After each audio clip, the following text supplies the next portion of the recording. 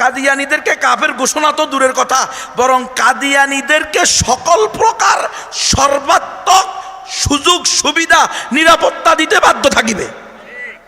কোনোদিন কাদিয়ানীদেরকে এই সিস্টেমে যদি একেবারে 100% ইসলামী দল গিয়া ক্ষমতায় বসে কাদিয়ানীদেরকে কাফের ঘোষণা করতে পারবে না।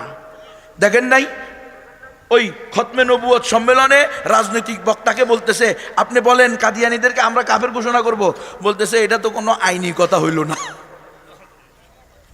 আইন কি? গণতন্ত্র। আর গণতন্ত্রের নিকটে সকল ধর্ম সঠিক, সকল মতবাদ সঠিক। এই জন্য দেখেন না পতিতারাও আন্দোলন করতে পারে। আর কথা কয় না, আপনারা বুঝেননি।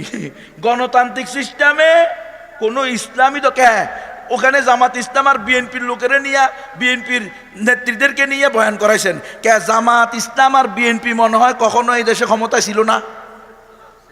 তো ওই সময় কাদিয়ানীদেরকে ঘোষণা করছেনি কাফের? কথা কয় না কেউ, কথা কয় না। আপনারা কি কষ্ট পাইতেছেন? তো কথা কর না কা। জামাত ইসলাম আর বিএনপি একসাথে ক্ষমতা ছিল কি ছিল না? তো ওই সময় কাদিয়ানীদেরকে কাফের ঘোষণা করে নাই কেন? কারণ এটা গণতন্ত্রের সংবিধানে নাই। গণতন্ত্রে বলে সকল ধর্ম, সকল মতবাদ, সকল আদর্শ রেসপেক্ট যোগ্য, সম্মানযোগ্য। কাদিয়ানীদের এটা একটা মতবাদ, এটা একটা আদর্শ, আপনি এটাকে সম্মান করতে হবে, শ্রদ্ধা করতে হবে, বুঝছেন নি? আর আজকে আমরা বলতেছি কি এই এই এই এরা আবার ক্ষমতায় করলে কি করবে? কাদিয়ানীদের দাহা মিশা কথা। কাদিয়ানীদেরকে কাফের দূর করে। আমি তো বলতেছি আপু মোকালেদ সাহেব বলছে মদের লাইসেন্স দিতে বাধ্য থাকিবে। এটা আমার কথা নাকি? কে বলছে? বর্তমান ধর্ম উপদেষ্টা মুহাদ্দিস সাহেব আফম খালেদ হুসাইন মাওলানা স্পষ্ট বলছে রাজনৈতিক জীবনেও কি চলবে? ইসলাম চলবে নাকি? আসি কি বলা হইতেছে যে রাজনীতির ভিতরে কি নাই? ইসলাম নাই। ইন্না লিল্লাহি ওয়া ইন্না ইলাইহি রাজিউন। রাষ্ট্রের ভিতরে ইসলাম থাকবে না। অলরেডি আমাদের ধর্ম উপদেষ্টা আফম খালেদ হুসাইন সাহেব উনি স্পষ্ট বলে দিয়েছে, আপনারা এত ফেসবুক ইউটিউব গরম করিয়েন না। ও যদি কোনো ফকিউন নফসকেও এই দেশের রাষ্ট্রীয় চেয়ারে বসাইয়া দেওয়া হয়, তবুও তিনি মদের লাইসেন্স দিতে বাধ্য থাকিবে। কারণ এই দেশ কোনো ইমারতে ইসলামিয়া দিয়ে চলে না, এই দেশ চলে সেকুলার সিস্টেম দিয়ে। আর সেকুলার সিস্টেমে আল্লামাতুদ্দহর তাকেও যদি প্রধানমন্ত্রী বানানো হয় তাকে মদের লাইসেন্স দিতে হবে।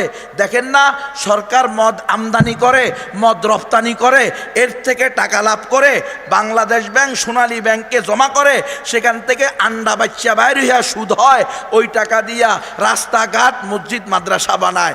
স্পষ্ট ঘোষণা আপু মোকালেদ সাহেবের। এই সিস্টেমে এই রাষ্ট্রে যদি আল্লামাতুদ্দাহারও কি হয়, ফকিউর নফস ক্ষমতাশীল হয়, মদের লাইসেন্স দিতে বাধ্য থাকিবে। আমি ওনার সাথে যোগ করে বলি, শুধু মদের লাইসেন্স না, তিনি পতিতালয়ের লাইসেন্স দিতেও বাধ্য থাকিবে। শুধু পতিতালয়ের লাইসেন্স না, কাদিয়ানীদেরকে কাফের ঘোষণা তো দূরের কথা, বরং কাদিয়ানীদেরকে সকল প্রকার সর্বাত্মক সুযোগ সুবিধা নিরাপত্তা দিতে বাধ্য থাকিবে। কোনোদিন কাদিয়ানীদেরকে এই সিস্টেমে যদি একেবারে 100% ইসলামী দল গিয়া ক্ষমতায় বসে কাদিয়ানীদেরকে কাফের ঘোষণা করতে পারবে না। দেখেন নাই ওই খতমে নবুয়ত সম্মেলনে রাজনৈতিক বক্তাকে বলতেছে, আপনি বলেন কাদিয়ানীদেরকে আমরা কাফের ঘোষণা করব, বলতেছে এটা তো কোনো আইনি কথা হইল না। আইন কি? গণতন্ত্র। আর গণতন্ত্রের নিকটে সকল ধর্ম সঠিক, সকল মতবাদ সঠিক। এই জন্য দেখেন না পতিতারাও আন্দোলন করতে পারে। আর কথা কয় না, আপনারা বুঝেননি। গণতান্ত্রিক সিস্টেমে কোনো ইসলামী তো কে ওখানে জামাত ইসলাম আর বিএনপির লোকেরা নিয়ে, বিএনপির নেত্রীদেরকে নিয়ে বয়ান করাইছেন। কে জামাত ইসলাম আর বিএনপি মনে হয় কখনো এই দেশে ক্ষমতায় ছিল না? তো ওই সময় কাদিয়ানীদেরকে ঘোষণা করছেনি কাফের? কথা কয় না কেউ, কথা কয় না। আপনারা কি কষ্ট পাইতেছেন? তো কথা কর না কা। জামাত ইসলাম আর বিএনপি একসাথে ক্ষমতা ছিল কি ছিল না? তো ওই সময় কাদিয়ানীদেরকে কাফের ঘোষণা করে নাই কেন? কারণ এটা গণতন্ত্রের সংবিধানে নাই। গণতন্ত্রে বলে সকল ধর্ম, সকল মতবাদ, সকল আদর্শ রেসপেক্ট যোগ্য, সম্মানযোগ্য। কাদিয়ানীদের এটা একটা মতবাদ, এটা একটা আদর্শ, আপনি এটাকে সম্মান করতে হবে, শ্রদ্ধা করতে হবে, বুঝছেন নি? আর আজকে আমরা বলতেছি কি এই এই এই এরা আবার ক্ষমতায় করলে কি করবে? কাদিয়ানীদের ডাহা মিশা কথা। কাদিয়ানীদেরকে কাপাতে, আমি তো বলতেছি আবু মোখালেদ সাহেব বলছে মদের লাইসেন্স দিতে বাধ্য থাকিবে, এটা আমার কথা নাকি? কে বলছে? বর্তমান ধর্ম উপদেষ্টা মুহাদ্দিস সাহেব আফম খালেদ হুসাইন মাওলানা স্পষ্ট বলছে, উনার স্পষ্ট বলছে, উনি বলছে আমি মন্দির এই বাইতুল মুকাররমে যাই নামাজ পড়তে, ইবাদত করতে, আর মন্দিরে যাই হলো রাষ্ট্রীয় দায়িত্ব পালন করতে। এটার নাম হইল ফসলুদ্দিন আনিদ দাওলা, রাষ্ট্র থেকে ইসলামকে আলাদা করে দাও। আমাদের ওস্তাদ মুরব্বীরা বিষয়টা একটু বুঝলে ভালো হবে, আর না বুঝলে আমরা আরো মাইর খাবো, লাভ হবে না। কোনোদিন গণতন্ত্র দিয়ে, আমি তো বলতেছি যদি আমাকেও গণতান্ত্রিক সিস্টেমে ক্ষমতায় বসান, ইসলাম প্রতিষ্ঠা সম্ভব না, কোনোদিন না। যাই হোক, আমরা বিশ্বাস করি ইসলামই একমাত্র, বুঝলে বুঝলেন, না বুঝলে কিছু করার নাই রে বাবা। 53 বছর গোলামি করছি, কখনো ইন্ডিয়ার গোলামি, কখনো আমেরিকার গোলামি, এখনো সে একই সিস্টেম। এতদিন আসিলাম ইন্ডিয়ার গোলাম, এখনো শিকার গোলাম, আমেরিকার গোলাম। এটা আরো 5300 বছর থাকতে থাকবেন। গণতন্ত্র দিয়া ইসলামের আলিফ হামজাও প্রতিষ্ঠা করা সম্ভব না, কোনোদিন সম্ভব না। হিমালয় পর্বত আপনাদের মহিলা মাদ্রাসার পাশে জলবায়ু পরিবর্তনের কারণে চলে আসতে পারে, কিন্তু ইসলাম গণতন্ত্র দিয়ে প্রতিষ্ঠা হইতে পারে না। হুজুরের কেরামতির কারণে সুইয়ের ছিদ্র দিয়া ওট ঢুকলে ঢুকতেও পারে, কারণ কেরামতুল আউলিয়া হাক্কুন, কিন্তু গণতন্ত্র দিয়ে ইসলাম প্রতিষ্ঠা সম্ভব না। গণতন্ত্র করতে করতে ইসলামী দল নাস্তিক দলে পরিণত হওয়া সম্ভব, কিন্তু ইসলাম প্রতিষ্ঠা করা সম্ভব না। বুঝলে বুঝেন, না বুঝলে আমার বয়ান এখানেই শেষ হয়ে যাবে, আর কোনোদিন বয়ান করাবেন না, কোনো সমস্যা নাই ইনশাআল্লাহ। আমরা আল্লাহর হুকুম পালন করি, এটা আল্লাহর হুকুম। উম্মতের সামনে দ্বীনের বিষয়গুলো স্পষ্ট করে বলা, এবং যে সময়ে যেই কুফর শিরিক যেই আকৃতিতে আসবে, ওই কুফর শিরিককে ওইভাবে চোখে আঙ্গুল দিয়ে উম্মতকে ধরিয়ে দেওয়া, এটা ওলামায়ে কেরামের নবীর ওয়ারিসদের অন্যতম দায়িত্ব এবং ডিউটি। বর্তমান সময়ে সবচেয়ে বড় কুফর এবং শিরিকের নাম হলো গণতন্ত্র। এই গণতন্ত্র আজকে মুসলমান আলেমকে টুপিওয়ালা, দাড়িওয়ালা, জুব্বাওয়ালা, সাদা দাড়িওয়ালা, এত বড় বড় বড় বড় ইসলামের ধারক বাহক স্কলারদের মুখ দিয়ে বলাইতেছে, হ্যাঁ শারদীয় দুর্গা পূজার শুভেচ্ছা, ক্রিসমাস শুভেচ্ছা, পূর্ণিমা শুভেচ্ছা, হ্যাঁ আপনাদের সকল প্রকার সহযোগিতা আমরা করব, যেন প্রতি বছর নিয়মতান্ত্রিকভাবে আপনারা নির্বিঘ্নে আল্লাহর সাথে শিরিকের এই গুরুত্বপূর্ণ কাজটা করতে পারেন। বলে নাই? বলে বলছে কি বলে নাই? এই কাজটা কে করাইছে? গণতন্ত্র করাইছে। ইসলামে এর কোনো সুযোগ নাই। এই অমুসলিম দাদা দিদিরা, আপনারা ভুল বুঝার কোনো কারণ নাই, কারণ আমরা আপনাদেরকেও স্পষ্ট করে বলে দিই, আপনাদেরকে ইসলামের দাওয়াত দেওয়া এটা আমাদের দায়িত্ব। কুল হাদিহি সাবিলি আদউ ইলাল্লাহি আলা বাসীরাতিন আনা ওয়া মান ইত্তাবানি। এ নবী, আপনি বলেন এটা আমার রাস্তা, আমি মানুষকে একত্ববাদের দাওয়াত দিই, এক আল্লাহর দিকে আহ্বান করি, জেনে বুঝে। কি জেনে বুঝে? আল্লাহ একজন, তার দেওয়া জীবন বিধান একটা, ইসলাম একমাত্র সঠিক ধর্ম, মুসলমান এবং মুমিন ছাড়া আর কেউ জান্নাতে যাবে না। কথা পরিষ্কার করতে হবে। আনা ওয়া মান ইত্তাবানি, এই কাজ কারা করবে? আমি করি, এবং যারা আমার অনুসরণের দাবি করবে, আমার উম্মত হওয়ার দাবি করবে, তাদেরও এই কাজের দায়িত্ব, ডিউটি, তারাও এই কাজ করবে। এটা আল্লাহর পক্ষ থেকে আমাদের উপরে দায়িত্ব। ইন্নাল্লাহা ইয়া'মুরুকুম আন তুআদ্দুল আমানাতি ইলা আহলিহা।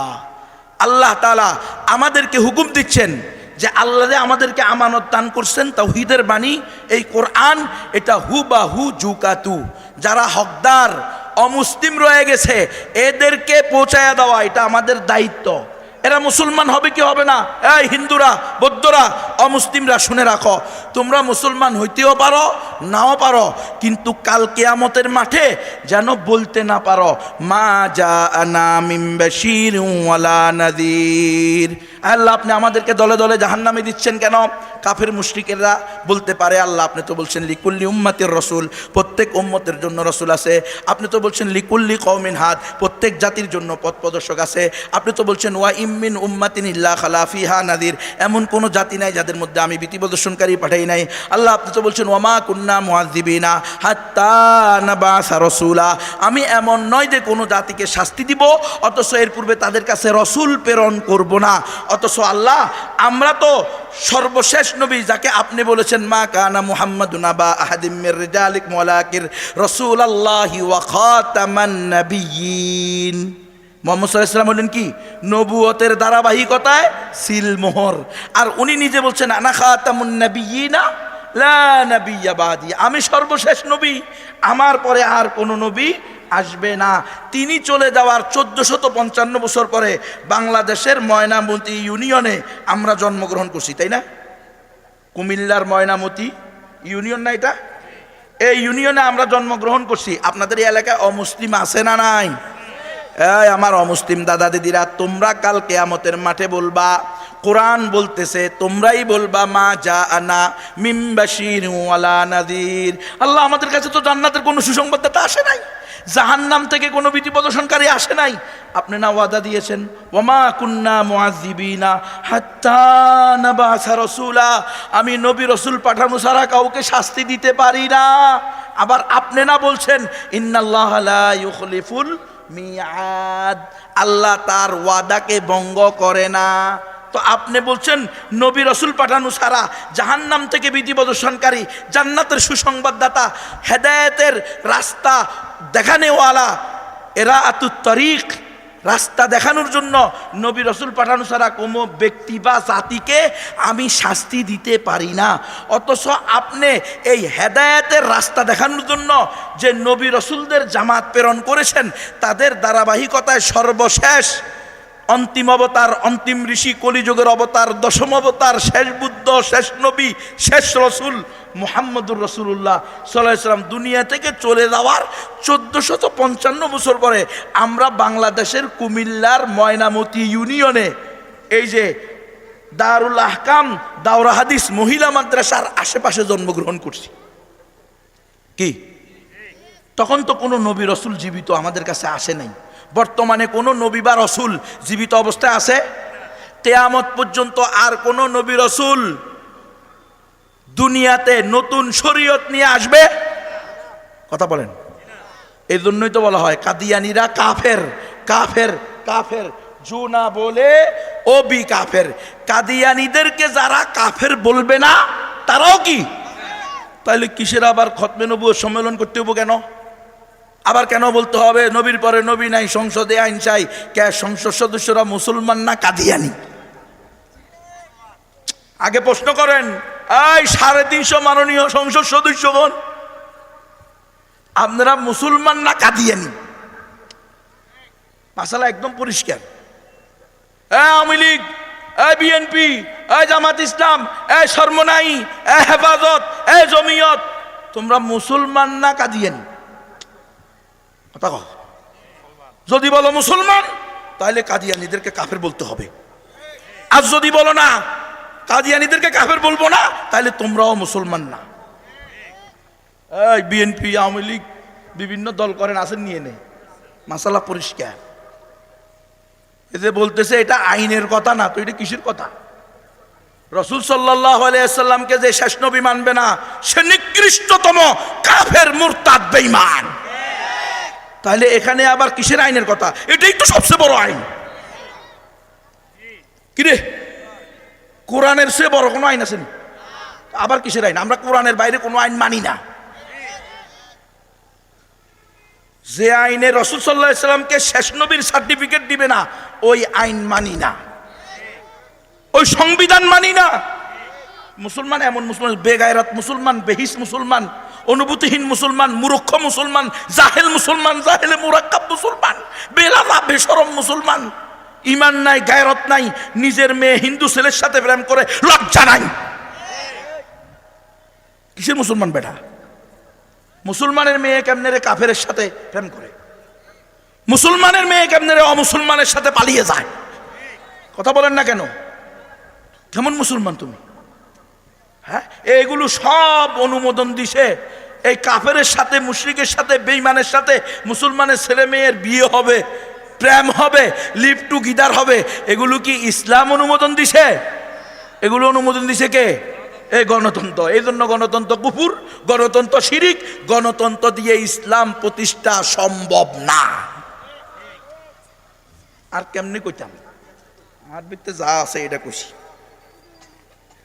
আর কিচ্ছু নাই। কোরআনের দলিল, ওয়া ইন তুতি আকসারা মান ফিল আরদি ইউদিল্লুকা আন সাবিলিল্লাহ।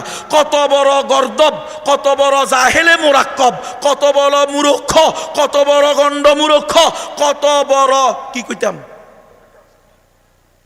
কয় কোরআন হাদিসে কোনো দলিল নাই গণতন্ত্র যে হারাম।